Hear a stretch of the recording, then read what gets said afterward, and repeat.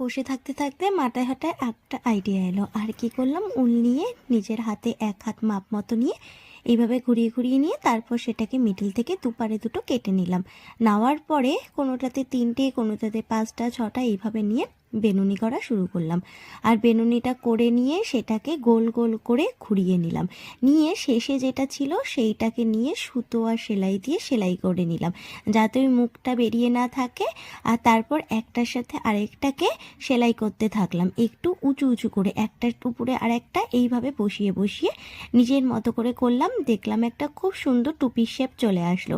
আর ওইটাকে বেশ শক্ত হওয়ার জন্য বেশি বেশি করে সেলাই করলাম যাতে খুলে না আসে। তারপর শেষে দেখলাম এত সুন্দর টুপি হয়েছে।